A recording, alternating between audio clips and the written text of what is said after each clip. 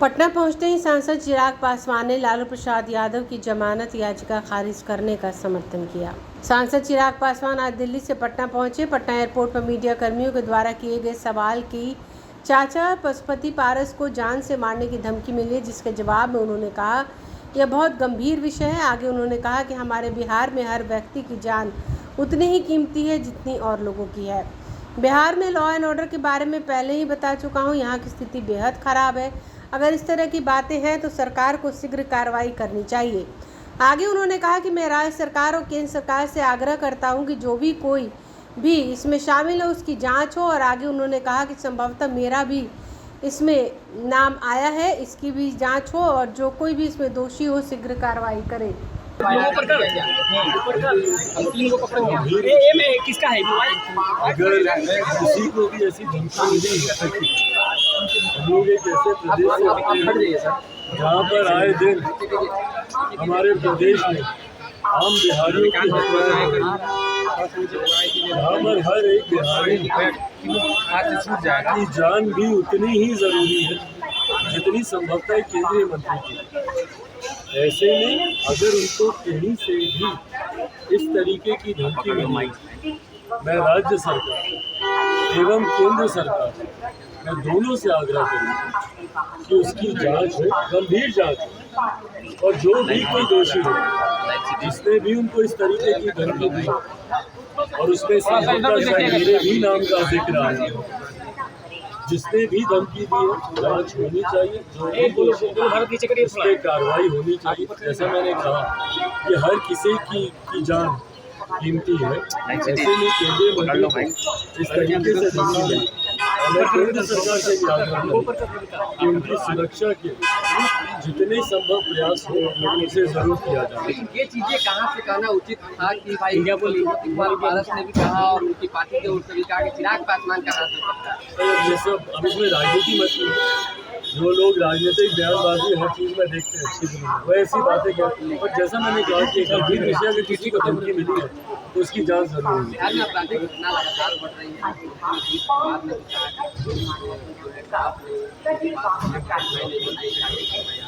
भाई मुख्यमंत्री की फुर्सत है कहाँ आज की तारीख में बिहार पर ध्यान रखने की?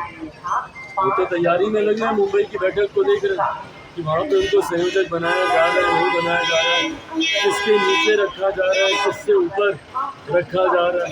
तो तमाम तरीके के वो गणितों में वो लगे हुए हैं कि किसी भी तरीके से उनका राजनीतिक अस्तित्व बचा रहे। आज की तारीख में बैटल ऑफ सर्वाइवल मुख्यमंत्री नीतीश कुमार जी लड़ रहे हैं।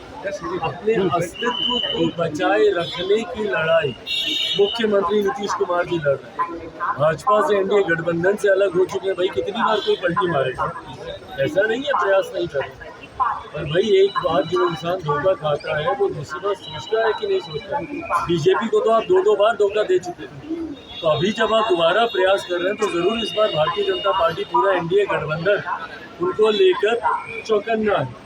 वहीं दो बार वो महागठबंधन को भी धोखा दे चुके हैं। तो ऐसे में महागठबंधन के लोग भी उनको शक की निगाहों से देखते हैं।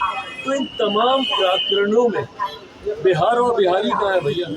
आए दिन हत्याएं बिहार में हो रही है। जिस दिन उन्होंने ये बयान दिया कि भाई आंकड़े दिखाइए, उसके ठीक अगले दिन सुबह हम लोग की आँख खुलने से पहले बिहार में 2 हत्याएं हो गई। उसके बाद हो गई। लगातार ये हत्याओं का श्रृंखला बना हुआ है और हमारे प्रदेश के मुख्यमंत्री जो कि प्रदेश के गृह मंत्री भी हैं, वो खामोशी से सिर्फ टकटकी लगाए सिर्फ देख रहे हैं बिहार में हत्याएं होती। नीलेश का आज बयान आया है, मुख्यमंत्री ने कहा है कि भाजपा उन्हें छुड़ाने की कोशिश कर रही है। देखिए पहली बात तो कोई बेचारा नहीं है यहाँ। मुख्यमंत्री जी किसी को दया का पात्र समझ लें।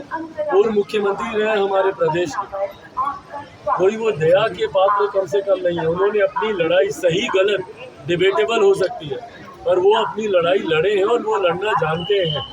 ऐसे में कोई बेचारा किसी को दया का पात्र मुख्यमंत्री बनाकर अपने आप को बड़ा दिखाए, पहली बात तो ये गलत है। दूसरी बात, ये न्यायिक प्रक्रिया का हिस्सा है।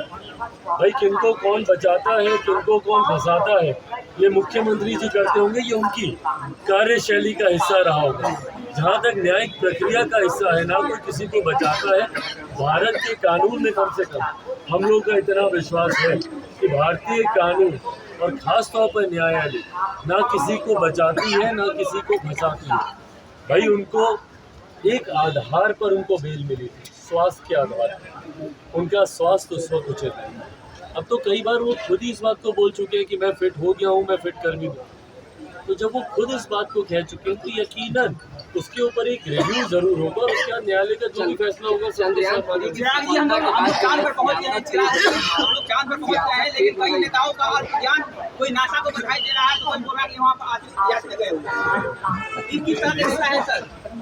विपक्ष इसीलिए हम बार बार कहते हैं कि शिक्षा बोले भारत लाओ ना बोले जो नीति निर्धारक होते हैं या जो नेता जो प्रदेश का या देश का भविष्य निर्धारित करते हैं, जरूरी है उन लोगों का पढ़ा लिखा होगा।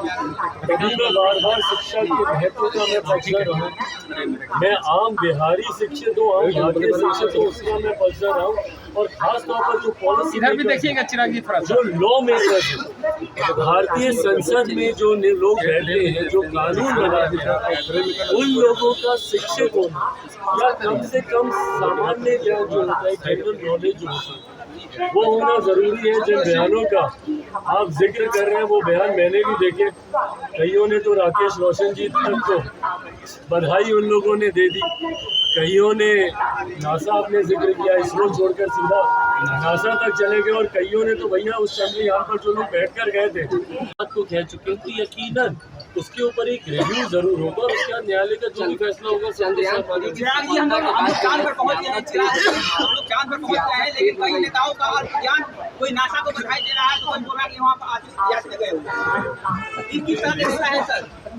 विपक्ष इसीलिए हम बार बार कहते हैं कि शिक्षा बोले भारत लाओ ना बोले जो नीति निर्धारक होते हैं या जो नेता जो प्रदेश का या देश का भविष्य निर्धारित करते हैं, जरूरी है उन लोगों का पढ़ा लिखा होगा।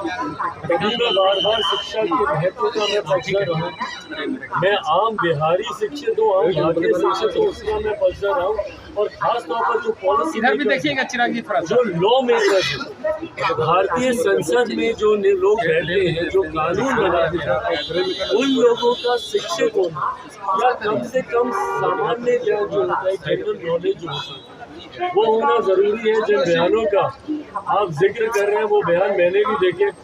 कईयों ने तो राकेश रोशन जी तक को बधाई उन लोगों ने दे दी, कईयों ने नासा आपने जिक्र किया, इसरो छोड़कर सीधा नासा तक चले गए, और कईयों ने तो भैया उस चंद्रयान पर जो लोग बैठकर गए थे उनके भी वापस आने पर बधाई दे दी। पर बहरहाल भले हम लोग इस बात को हंसी मजाक में समझे, पर ये हमारे देश की जनता को समझना जरूरी है कि जो नेता एक इतनी छोटी सी बात को नहीं समझ पाए, जो हमारे देश की इतनी बड़ी उपलब्धि है, जिसके लिए आज पूरे देश को दुनिया के लोग बधाई दे रहे हैं, देश की तरफ टकटकी लगाकर लोग देख रहे हैं, जो उपलब्धि हमारे देश ने हासिल की, जो दुनिया का कोई और देश नहीं कर पाया, उसको लेकर जानकारी का इतना अभाव, जबकि न्यूज़ चैनल में, मीडिया के चैनल में सरल भाषा में दिन भर ये जानकारी दी जा रही है।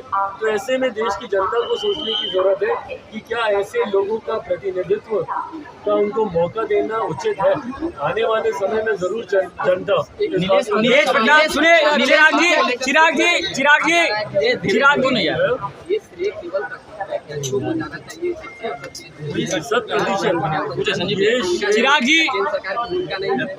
ये श्रेय सबसे पहले सिर्फ और सिर्फ हमारे देश के वैज्ञानिकों का ही बनता है। और जब हमारे देश के प्रधानमंत्री, क्योंकि आज कई ऐसे मीडिया चैनल्स हैं या मीम्स हैं या सोशल मीडिया में चल रहा है कि भैया प्रधानमंत्री क्यों सामने आ गए, भाई देश जब तक हमारे वैज्ञानिकों को वो ताकत नहीं देगा। आज हम लोग को गर्व होना चाहिए कि हमारे देश के प्रधानमंत्री खुद सामने से आकर हमारे वैज्ञानिकों का मनोबल बढ़ाते हैं, हमारे साइंटिस्टों उनका वो मनोबल बढ़ाते हैं, जिस तरीके से आकर उनकी हिम्मत बढ़ाने का वो काम करते हैं और उनको हर ज़रूरी वो सुविधाएं दी जाती हैं उनके एक्सपेरिमेंट्स को कंडक्ट करने के लिए, उनकी टेक्नोलॉजीज़ को हर वो चीज़ जो मदद करे वो सुविधाएं उनको मुहैया कराने में।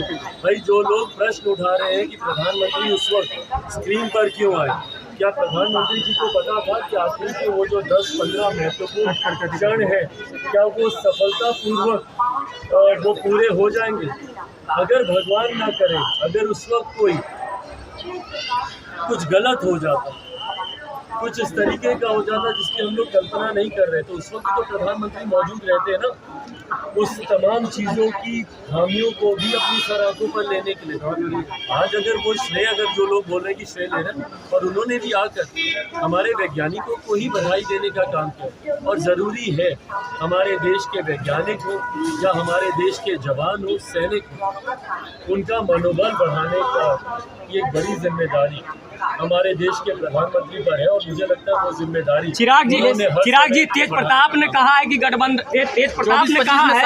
गठबंधन कितना भी कर ले 24-25 में उनकी भविष्यवाणी है कि आप लोग देश से साफ हो जाएंगे। देखिए, भविष्य वक्ता मैं हूँ नहीं, हाँ मैं ऐसी कोई भविष्यवाणी करता नहीं हूँ, और हाँ मौसम वैज्ञानिक का सुपुत्र जरूर हूँ, थोड़ा अंश उनका है मेरे अंदर। उस आधार पर मैं ज़रूर कह सकता हूँ कि 2019 से बेहतर परिणाम हम लोग के 2024 में आएंगे।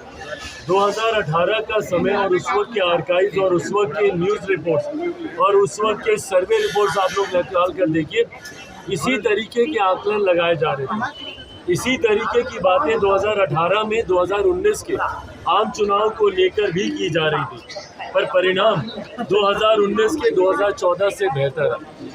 इन 10 सालों में वो लाभार्थी हों या वो भारतवासी जिनका विश्वास हमारी केंद्र की सरकार और उनकी योजनाओं पे बढ़ा है, उसकी संख्या में काफ़ी वृद्धि हुई और ये मेरे विश्वास को बढ़ाता है कि 2024 का परिणाम 2019 से बेहतर होगा। और ख़ास तौर पर बिहार में मुख्यमंत्री नीतीश कुमार जी के खिलाफ जो आक्रोश है बिहारियों का, ये महागठबंधन की नैया को डुबोएगा, ये लिख के रखें। अगर आपने अभी तक हमारे चैनल को सब्सक्राइब नहीं किया है तो हमारे चैनल को जल्द से जल्द सब्सक्राइब करें, लाइक करें, शेयर करें और कमेंट करें। क्या आप पत्रकारिता के क्षेत्र में अपना कैरियर बनाना चाहते हैं? तो आज ही royal Ashoka institute of mass communication and journalism में अपनी जगह सुनिश्चित करें। आर्यभट्ट ज्ञान विश्वविद्यालय पटना से मान्यता प्राप्त 100% प्लेसमेंट के साथ royal Ashoka institute of mass communication and journalism नामांकन जारी है। हमारा पता है DS/16 गायत्री मंदिर के समीप, कंकड़ बाग, पटना 8,20,000। आप हमें संपर्क भी कर सकते हैं। हमारा मोबाइल नंबर है 9955456126।